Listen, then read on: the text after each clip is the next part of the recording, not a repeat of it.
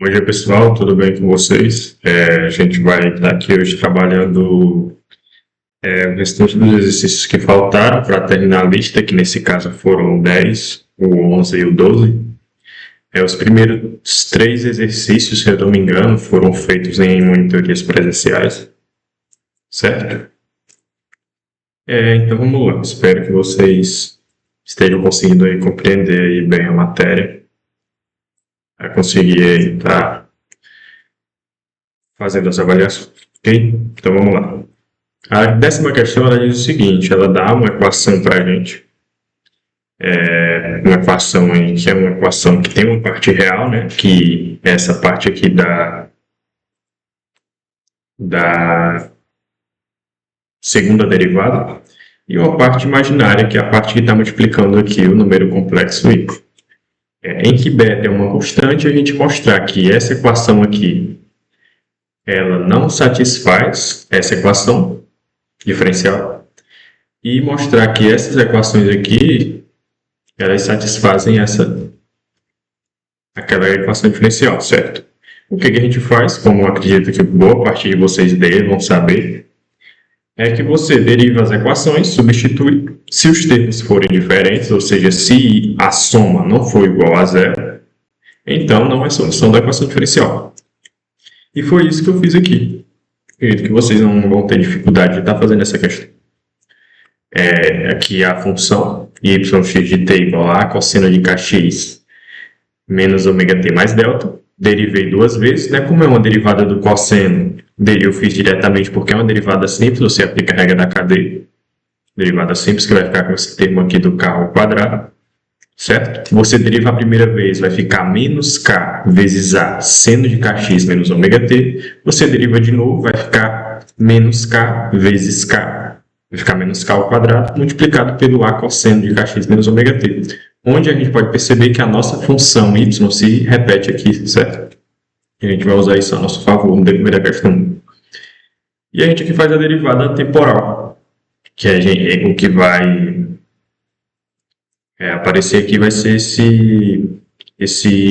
o ômega, né? O resto dos termos vão ser constantes. Como a derivada do cosseno é menos o seno, e aqui está negativo no menos ômega t, esse menos ômega t o menos ômega sai para fora, certo? Devido à regra da cadeia. Você deriva a função de fora e multiplica pela derivada do argumento. Nesse caso, aí vai ficar menos vezes menos, fica mais. Aí fica ômega seno de kx menos ômega t mais delta. Certo? Ok.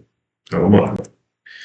Assim a gente tem o quê? Aí aqui a gente faz a multiplicação do termo da derivada temporal vezes o i vezes beta, certo? Que é a parte imaginária.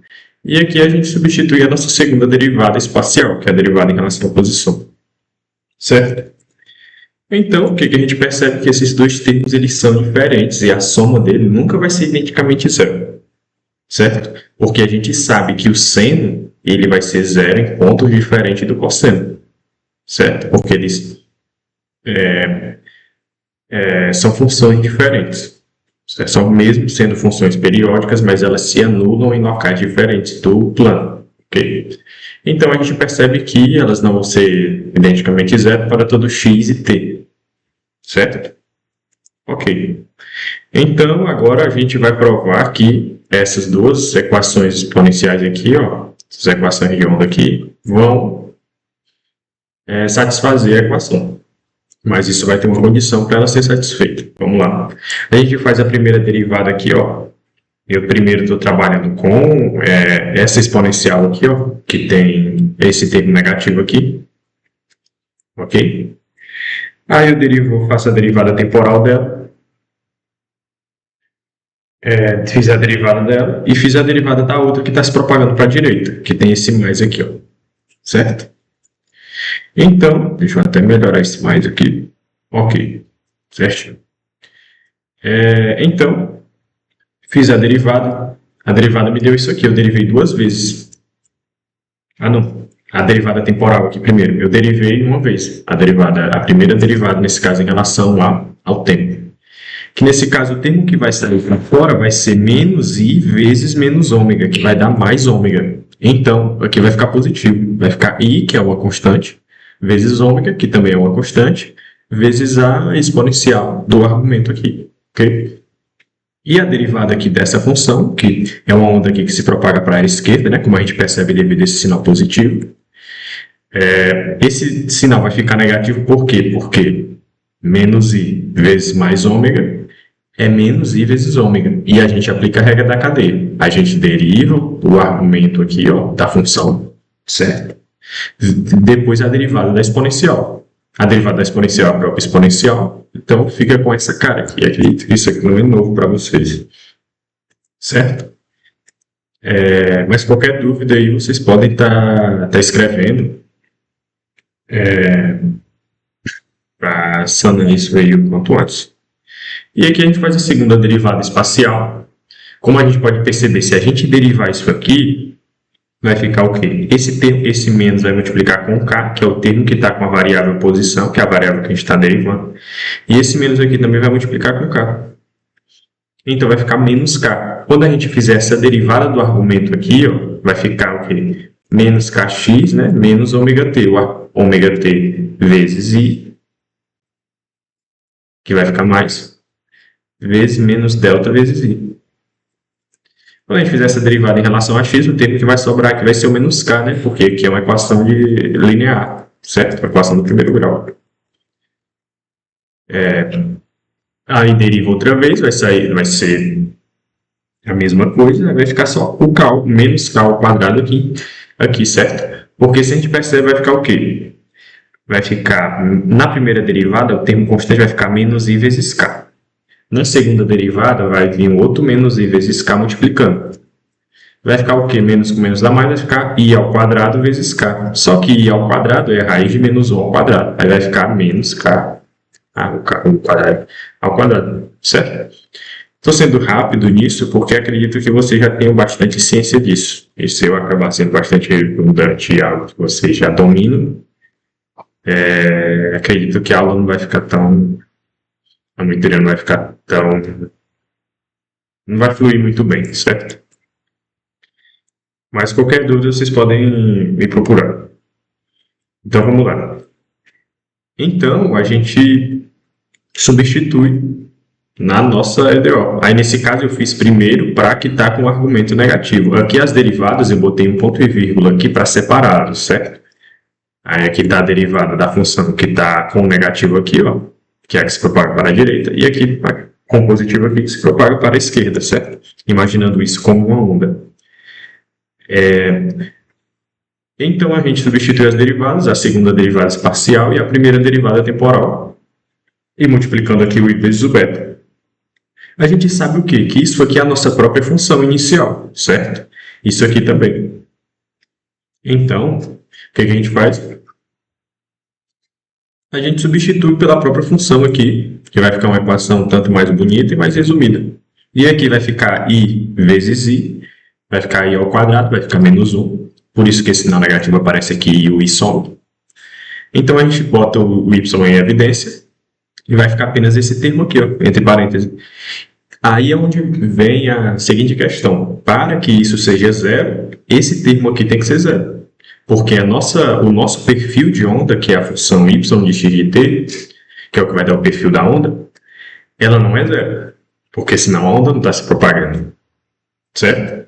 Então, esse argumento aqui tem que ser zero. Aí eu coloquei o seguinte aqui, eu coloquei em forma de frase, né?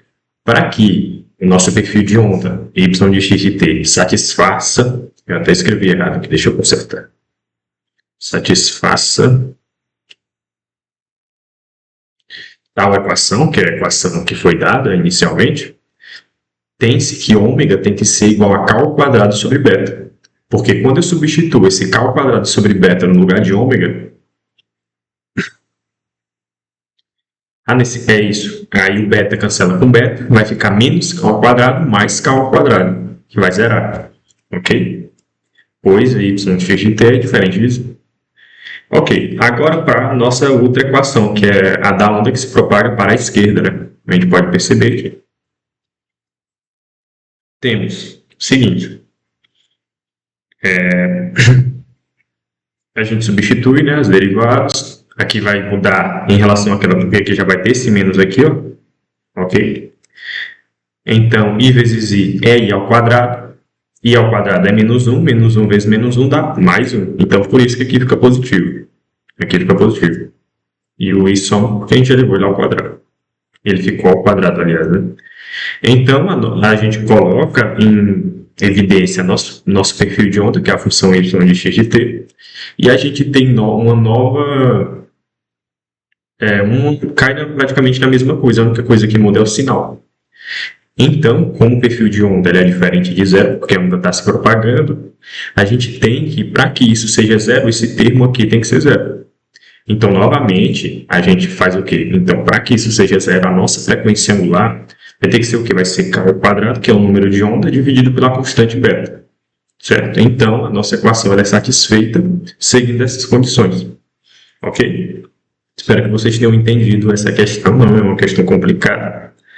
Eu acredito que complica um pouco essas derivadas aí, mas essa parte aqui de justificar o que quiser, é só você saber que o y de t não é zero. E o restante, certo? Apesar que, como aqui é uma função exponencial, certo? A gente sabe que as funções exponenciais, elas nunca são zero, certo? Ou seja, a gente já infere o quê? Que o perfil de onda não é zero, certo? Porque quando se ficar e elevado a zero vai ser igual a 1. Então, nesse caso, o nosso perfil de onda sempre vai ser diferente de zero, nossa função y. Ok? E tem aqui a questão 11. Uma corda de comprimento, nesse caso eu imagino que aqui deva ter um L, né? De comprimento L, está distendido, com as duas extremidades presas. Determine a função em função da densidade linear de massa, da amplitude, da velocidade da propagação da onda na corda e da frequência fundamental, a energia cinética máxima de cada módulo vibracional. Bom, pessoal, essa parte da dedução, do porquê que você chega na equação da onda naquela formato, que multiplica a amplitude com uma função de x vezes uma função de cosseno em função do tempo, já foi mostrado, tenho certeza que o professor mostrou isso para vocês, eu também, em um PDF que eu passei para vocês do capítulo 5, eu fiz também essas contas lá. Se vocês quiserem consultar e ficarem com alguma dúvida nessa parte inicial, vocês podem estar consultando isso, certo? Que aqui eu fui um pouco mais direto, para o vídeo não ficar tão longo e para mim não estar fazendo um retrabalho, ok? Então vamos lá, aqui eu desenhei o perfil da onda, esses pontos pretos aqui indicam que a onda está fixa nas duas extremidades, e a gente sabe o quê? Que uma onda, quando ela está fixa nas duas extremidades, o que acontece? A gente tem uma onda que se propaga na mesma direção quando ela chega no nó, só que ela chega com uma fase invertida, certo? Ela chega com fase invertida. E quando ela está solta, ela é refletida e volta para mim na mesma fase, ok? Adotando o movimento da corda como de um número infinito de osciladores harmônicos, com N muito grande, né, um número de osciladores, oscilando com a mesma frequência e amplitude AX. Nesse caso, a amplitude é em função de x, porque cada oscilador harmônico fixo na corda ele vai ter uma amplitude diferente em cada ponto horizontal do eixo x, certo? Então, a gente tem aqui um perfil de onda característico de uma função de x multiplicado por uma função de t, certo? Beleza. E como a corda está fixa nas duas extremidades, a gente tem que no ponto 0 e t vai ser 0, e no ponto L, que é no comprimento da corda final, e t vai ser 0 também, o perfil da onda. E essa equação aqui, ela tem que satisfazer a equação da onda. Tem que satisfazer. Ok? Que a equação da onda é essa equação aqui. Então, a gente faz as derivadas, né, para a gente verificar que ela satisfaz e a gente chega aonde? Na equação do oscilador harmônico, certo? Essas derivadas aqui, acredito que são derivadas aí que vocês veem praticamente todo dia, toda aula, certo? Aí você deriva aqui em relação a x, só a amplitude depende do x, o cosseno fica constante, e na derivada em relação a t, a amplitude fica constante, só o cosseno que você deriva, certo? Então a gente chega aqui, divide todo mundo aqui por cosseno, a gente chega nessa equação aqui do oscilador harmônico. como a gente pode perceber. A única diferença é que a gente tem aqui um K, que é o nosso número de onda ao quadrado. Então a gente tem o quê? A gente já viu muitas vezes a solução dessa equação. E nesse caso a solução geral dela vai ser o quê? A cosseno de kx mais b seno de kx. Certo? E a gente pode mostrar isso propondo aquelas soluções aí de t e tudo mais, aplica a relação de ordem. A gente pode mostrar isso facilmente, certo? Então a gente aplica aqui as condições iniciais, certo? Para em x igual a zero, a gente tem aqui que a amplitude é zero, né? Porque a corda está amarrada, não tem amplitude. Está fixa, aliás. Então A igual a zero. Então a gente fica com a x igual a b vezes seno de kx, certo? Aplica a segunda condição novamente, que é zero igual a b seno de k vezes L, porque agora a gente está na outra extremidade da corda. Ok? E a gente sabe o quê? Que b ele é diferente de zero. Ele é diferente de zero. Certo? Então, a gente tem que nosso seno tem que ser igual a zero. Certo? E o nosso seno, a gente sabe muito bem que ele é zero nos pontos onde o cosseno não é zero. Certo? Nos pontos, aliás, onde o cosseno vale 1, nesse caso, né? Não onde o cosseno da presa não é zero, mas onde o cosseno vale 1.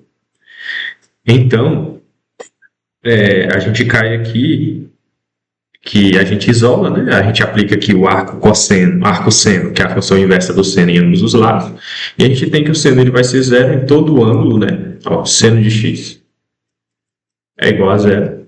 Então, x é da seguinte forma, nπ, certo? Só que como tem um L aqui, você passa o L dividindo.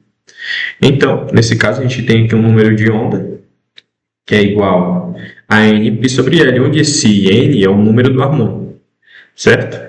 Onde aqui é que ele vai dar aqui o nosso modo vibracional da corda, certo? N igual a 1, que é o modo fundamental, 2, 3 e assim por diante. Ok? Então, vamos lá.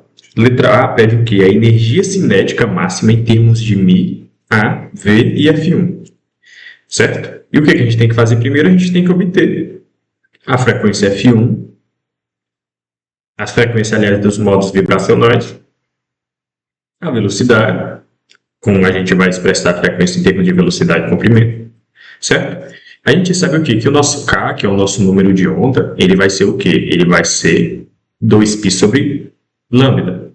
Então, o nosso lambda, que é o nosso comprimento de onda, vai ser 2π sobre Kn. Aí o π cancela com o π, então o nosso lambda vai ser 2L sobre N. Ok? E a gente sabe o quê? Que a nossa velocidade de propagação da onda vai ser lambda vezes a frequência. Como lambda para os N modos vibracionais vai ser 2L sobre N, a gente substitui aqui e a gente tem a frequência do modo vibracional N. Então a gente isola o nosso Fn e a gente tem aqui a frequência do número N vibracional certo? De um N sendo o número 1, 2 ou 3 e assim por diante. Vai ser N vezes a velocidade de propagação dividida por 2L, certo? E isso para uma corda amarrada em ambas as extremidades. Então aqui a gente encontrou a frequência fundamental, que ele pediu para expressar em termos de F1, que é a frequência fundamental. Então a gente acabou de encontrar para N igual a 1. Agora a gente vai expressar a nossa frequência angular em termos de F1 também, certo?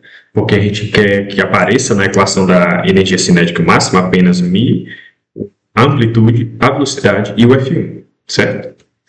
Então, como a frequência angular é 2π vezes F, então a frequência angular do modo N, do modo de vibração N, é 2π vezes Fn. Só que a gente pode perceber que a frequência do modo N de vibração vai ser um número N vezes a frequência F1, ou seja, vão ser múltiplos inteiros da frequência do modo fundamental, como a gente pode perceber isso.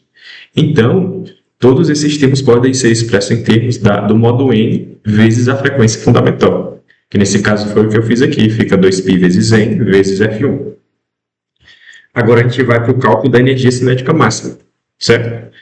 A gente sabe o quê? Que a energia cinética em um elemento da corda de massa, nesse caso, como a gente está supondo uma corda como N osciladores harmônicos, cada pontinho desse vai ter uma massa dm. onde a gente sabe o quê? Que a nossa densidade linear é o quê? É m sobre L. Então, para um comprimento dm, né, a gente vai ter que a nossa massa também é igual a μ vezes dx. Ok? Onde esse x ele é menor ou igual a L, maior ou igual a zero. Ok? Então, a gente faz isso. E como energia cinética infinitesimal, a gente denota aqui por dt.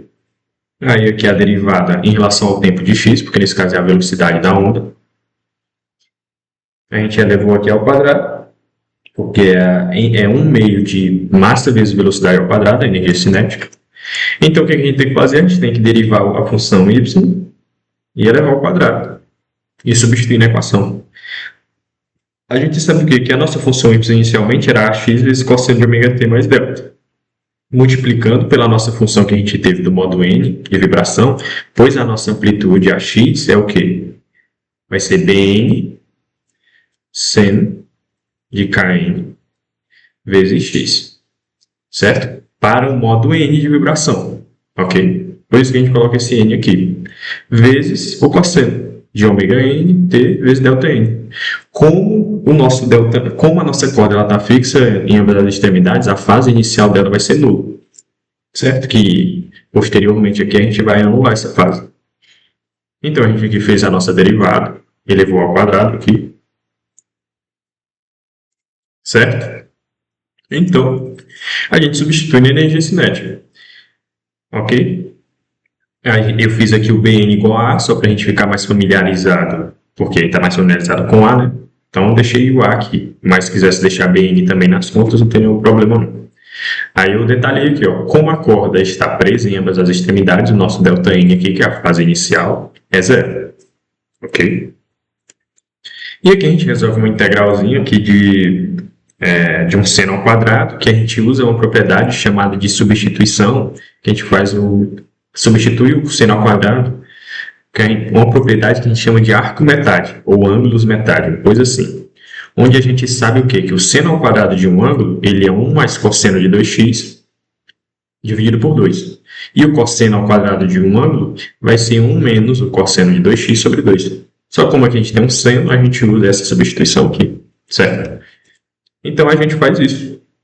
Resolve aqui a nossa integral, que é de 0 até L, certo? Que é toda a corda, para esses modo N de vibração. Por isso que eu deixei o N aqui para frisar bastante, que a gente está falando de um modo N de vibração, a gente não fixou um modo, entendeu? Esse seno ao quadrado aqui, ele fica para fora porque ele depende do tempo, ele não depende do comprimento, então ele fica para fora mesmo, certo? E aqui a gente resolve, a gente separa essa integral em duas, vai ficar uma integral de 1 meio dx, de 0 a L, a gente só, integral de uma constante, né? Só multiplica pela variável. E aqui resolve aqui utilizando a integral de substituição. Eu resolvi de forma mais direta, porque acredito que isso aqui é bastante, não é algo complicado, né? Assim, ó, você tem uma integral do cosseno de 2u du. Não, u não, porque vai ser a substituição, eu vou usar 2x dx. Aí você faz u igual a 2x, du igual a 2 dx. Então, o nosso dx é igual a 1 meio de du, certo? Aí aqui você substitui na sua integral aqui e você vai cair nesse resultado aqui embaixo. Só que aqui fica 4, porque aqui já tem 1 meio multiplicando essa integral, certo? Apenas por isso. E a integral do cosseno a gente sabe que é o quê? É o seno. Ok? Beleza, eu vou deixar aqui esse rabiscado para nortear vocês quando vocês estiverem olhando. Beleza? Então vamos lá. Resolvi a integral aqui, certo? Em de 0 a L. Aí eu deixei 1 quarto de kn, 1 sobre 4 kn em evidência e apliquei aqui os limites de integração. E o que a gente tem? Um seno de um número inteiro, né? Menos um seno de zero. A gente sabe que o seno de um número inteiro qualquer, porque a gente sabe que o nosso kn é o quê? É igual a nπ sobre L, certo? Vezes 2, ou seja, é um múltiplo, certo? 2nπ sobre L. é um múltiplo inteiro, ou seja, o seno vai ser zero. E aqui, seno de zero, a gente já sabe que é zero. Por isso que aqui eu zerei eles assim, passei a seta em cima. Ok?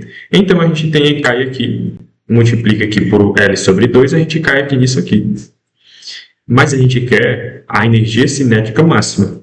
E a gente sabe que o seno ao quadrado ele varia de 0 a 1. O seno sem estar ao quadrado ele varia de menos 1 até 1.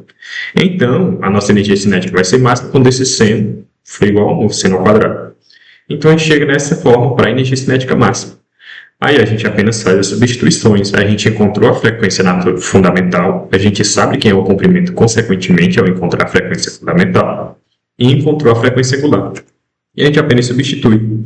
E faz aqui os devidos cancelamentos, né? E a gente chega nessa forma aqui para a energia cinética máxima. Ok?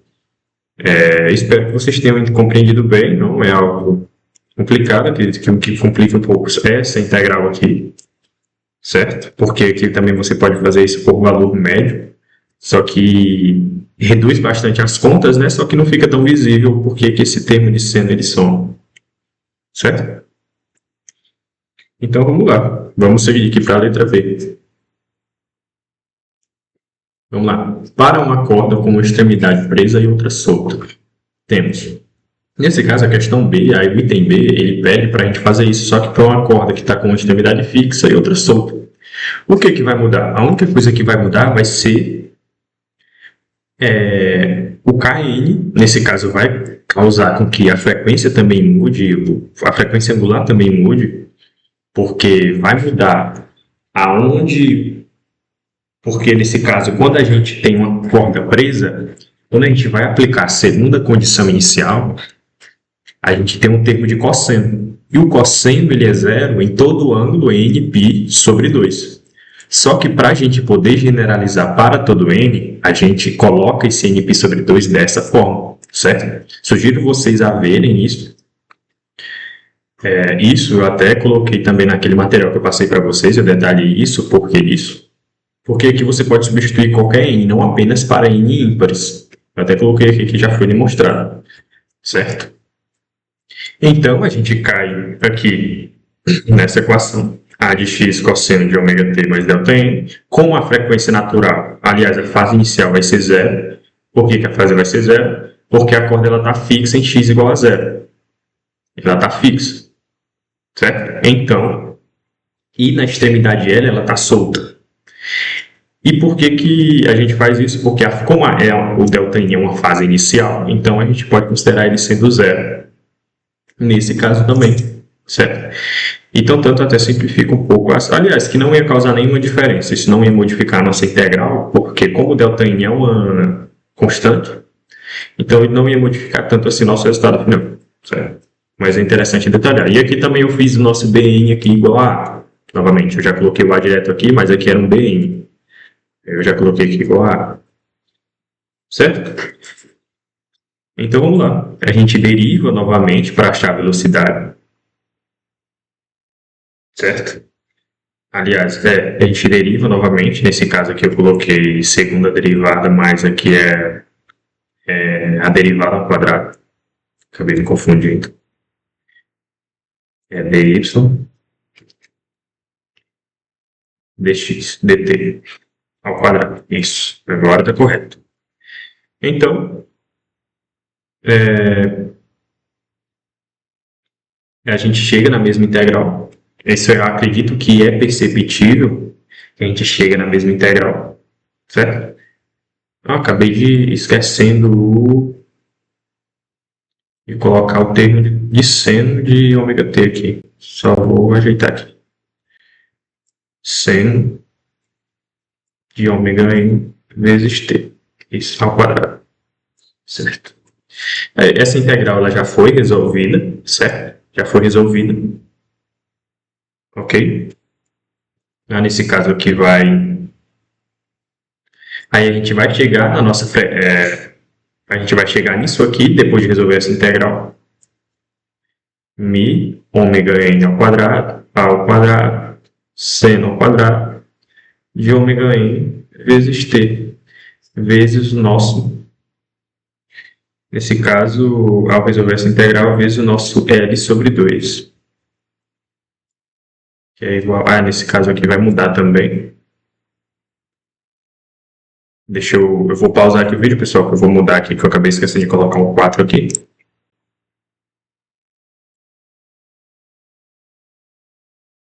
Bom, pessoal, eu já corrigi. Era o 4 aqui que faltava. Nesse caso, nessas duas frações, o restante está tudo com 4. Ok, isso. Agora sim tá coerente. Vezes o seno ao quadrado de ômega n vezes t. Aí, como o seno, ele vai, para que a energia cinética seja máxima, o seno aqui tem que ser igual a 1, certo? A gente chega nisso aqui. 1/4 de μ vezes L, ômega n ao quadrado, certo? Ok, então, com Kn igual a 2n menos 1 vezes π dividido por 2L, a gente chega automaticamente no comprimento de onda, multiplicando ele por 2π, fazendo vezes o inverso dele, né, que a gente vai ter uma divisão de frações. E a gente chega aqui que o nosso comprimento de onda vai ser 4L sobre 2n menos 1, certo? E a gente sabe que a nossa velocidade de propagação vai ser lambda vezes a frequência. Então, a velocidade de propagação é o lambda da moto vibracional n vezes a frequência φn. Então, a nossa frequência para n igual a 1, do modo fundamental, vai ser v sobre 4L. Ok? É isso aí. Deixa eu ver, tá certo, isso mesmo. Então, o que a gente faz? A gente agora acha a frequência angular e a gente escreve ela também como múltiplos da frequência fundamental, certo? Aí vai ficar 2π, 2n menos 1 F1. E aqui a gente pode perceber o que vai mudar da corda fixa nas duas extremidades para a corda que não está fixa nas duas extremidades. Que vai ser devido esses termos aqui que eles vão acabar mudando. Como a gente pode perceber na corda fixa em duas extremidades, se eu não me engano é V sobre 2L, certo? Então, a gente substitui, a gente pega o L também, automaticamente a gente obtém o L, pois o nosso L vai ser o quê? V sobre 4F1. A gente substitui aqui, substitui a frequência angular, certo? E eleva ao quadrado aqui, cancela esses termos aqui que são canceláveis quando você desenvolve isso aqui, e a gente chega aqui que a nossa energia cinética máxima, deixa eu até ver se eu não errei nenhum cancelamento aqui vai ficar 4, tá certo? Cancelou com esse 4 aqui, e aí então esse 4 aqui da frente ele se mantém, então tá certo. Aí a gente chega nessa expressão para a energia cinética máxima, para uma corda que está fixa em apenas uma extremidade, em x igual a 0 e solta na extremidade oposta. E depois a questão ela pede o quê? Energia potencial máxima para as situações A e C. A e B, aliás. Né? A e B. A corda fixa em ambas as extremidades. A gente tem a energia cinética dela. Deixa eu conferir aqui se está certo. Se eu escrevi corretamente. Cadê? Sim, está certo. Esse 2 aqui vai cancelar. Esse 2 aqui, ele cancela com... Peraí. É 1/2. 4 vezes sobre 2. Aqui vai cancelar com... não, aqui vai ficar um 4, né? Esse 4. Cancela com esse 4 e aqui vai ficar um 2. Tá correto. Correto, pessoal. Resultados aí corretos. Ok. Só conferindo, porque acaba às vezes fazendo besteira nessas simplificações aí. Mas vamos lá. A gente obteve a nossa energia cinética para a corda fixa em ambas as extremidades e a gente sabe o quê? Que partindo do princípio de conservação de energia, a energia cinética e a energia potencial máxima elas vão ser iguais, certo? Elas vão ser iguais. Ou seja, quando a energia potencial for máxima, ela vai ser igual à energia cinética. Quando a energia cinética for máxima, a expressão dela vai ser igual à expressão da energia potencial. Ok? Então, partindo desse princípio, o livro ele mostra isso utilizando algo chamado de valor médio. Ele compara os valores médios da energia potencial e da energia cinética, ele chega na mesma coisa.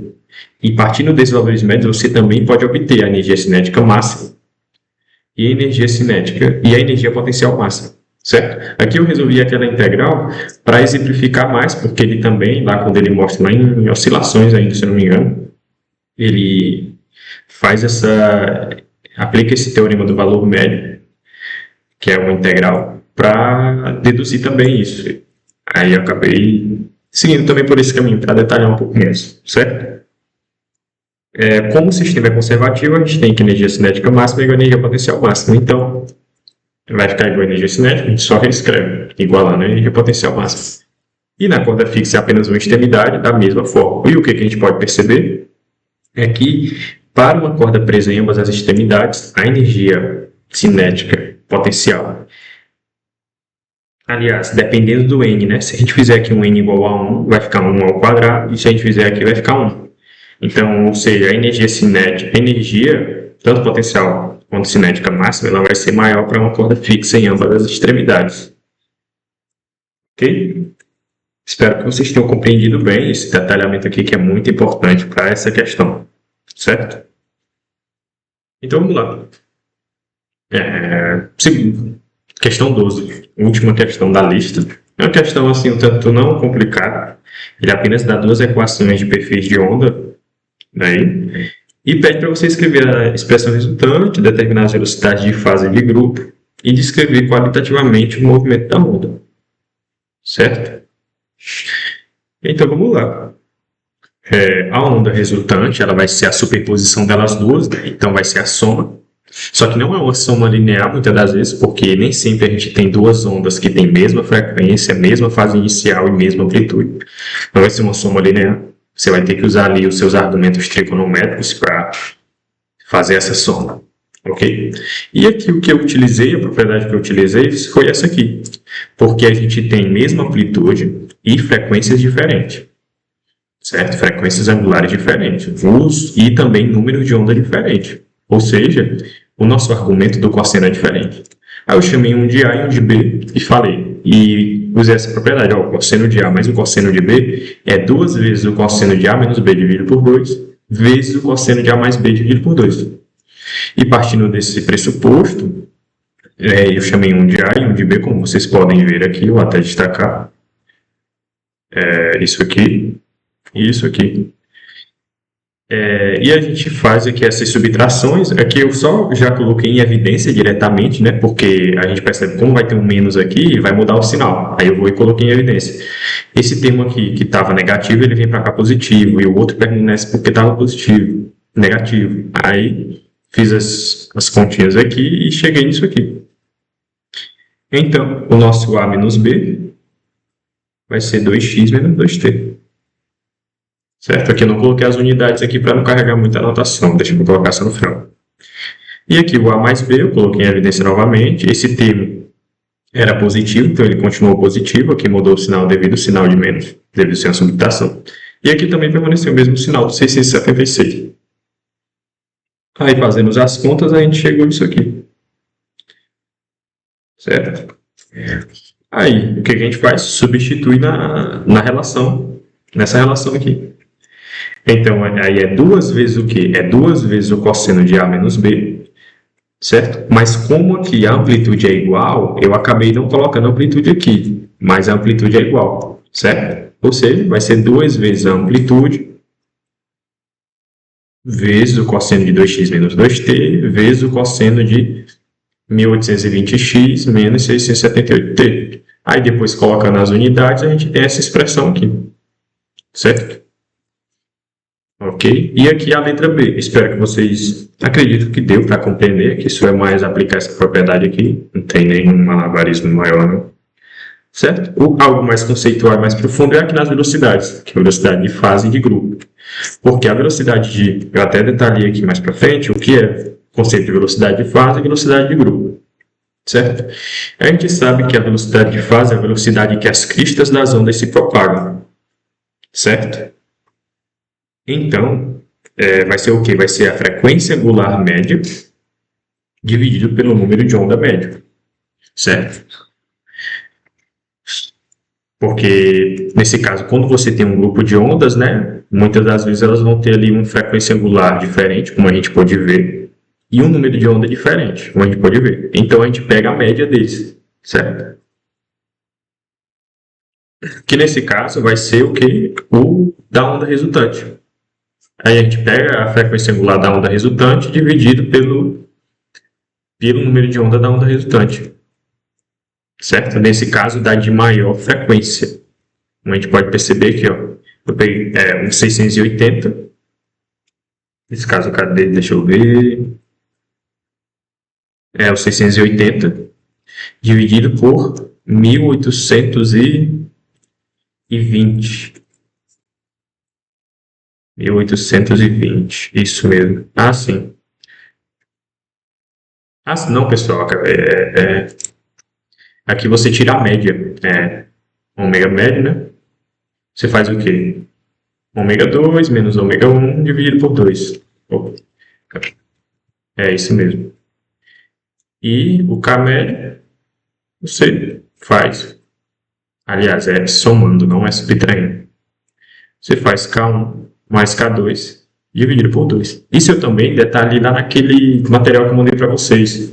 Porque lá onde fala sobre velocidades de grupo, quando a gente fala sobre batimentos, sobre interferência de ondas.